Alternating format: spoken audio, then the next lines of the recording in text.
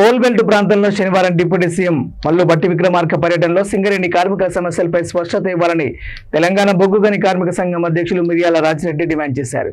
పెద్దపల్లి జిల్లా గోదావరి కని మీడియా సమావేశంలో ఆయన మాట్లాడారు.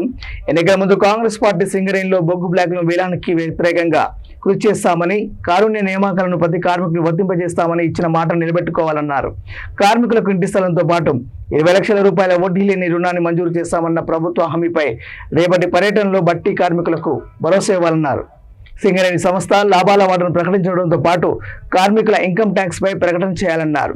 కార్మిక క్షేత్రంలో కార్మికుల సమస్యలపై ఉప ముఖ్యమంత్రి క్లారిటీ ఇవ్వాలని రాజిరెడ్డి కోరారు.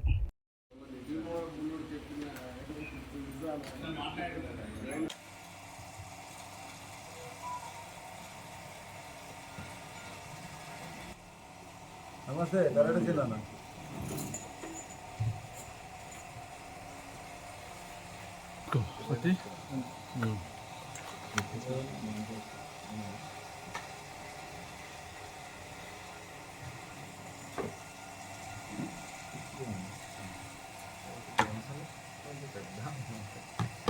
ఇది మొదలైంది. ఏవైతే ఇంటికి క్వార్టర్ ఉన్నటువంటి కార్మికులందరికీ కూడా పెర్క్స్ మీద ఆయనకు వచ్చేటువంటి సంవత్సర ఆదాయం మీద 7% పైగా ఇన్కానికి కలిపి దాని మీద 20%. రేపటి పర్యటన భట్టి విక్రమార్క గారి బొగ్గుబాయిల ప్రదేశాలకు వస్తున్నటువంటి సందర్భంగా కాంగ్రెస్ ప్రభుత్వం ఎన్నికల్లో ఇచ్చినటువంటి హామీ, అసెంబ్లీ కానీ పార్లమెంటు కానీ లేదా సింగరేణి ఎన్నికల సందర్భంగా ఇచ్చినటువంటి హామీలను నిలబెట్టుకోవాలి, దానిపైన స్పష్టత ఇవ్వాలని తెలంగాణ బొగ్గు గని కార్మిక సంఘం డిమాండ్ చేస్తూ ఉన్నది. ముఖ్యంగా సింగరేణి కార్మికులందరికీ కూడా 250 గజాల ఇంటి స్థలం ఇస్తూ ఉన్నారు. గృహ నిర్మాణం కోసం 20 లక్షల వడ్డీ లేని రుణాన్ని ఇస్తా అన్నారు. పెర్క్స్ పైన ఇన్కమ్ ట్యాక్స్ని మాఫీ చేసుకుతో పాటు కంపెనీ భరించేటట్టుగా లేదా తిరిగి చెల్లించేటట్టుగా చెప్తామన్నారు. దీనికి తోడుగా కారుణ్య నియామకాలు ప్రతి ఒక్కరికి కూడా వర్తించేటట్టుగా ఏర్పాటు చేస్తామనేటువంటి 4 ప్రధానమైనటువంటి హామీలు ఈ కోల్బెల్ట్ ప్రాంతానికి మొట్టమొదటిసారిగా వస్తున్నటువంటి భట్టి విక్రమార్క గారు భరోసానియ్యాలి అనేటువంటిది తెలియజేస్తా ఉన్నాం.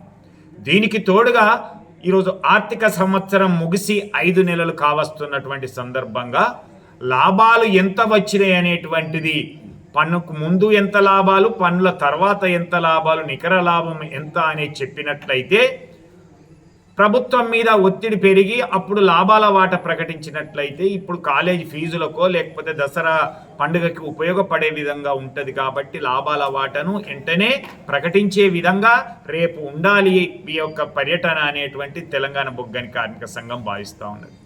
దీనికి తోడుగా ప్రధానంగా కాంగ్రెస్ ప్రభుత్వం యొక్క వైఖరి బొగ్గు బ్లాకుల వేలం పైన వెల్లడి చేయాల్సినటువంటి అవసరం ఉన్నది. ఎందుకంటే మేము బొగ్గు బ్లాకుల వేలానికి వ్యతిరేకం అని చెప్పింది, అలాగే ప్రైవేటీకరణకు వ్యతిరేకం అన్నది.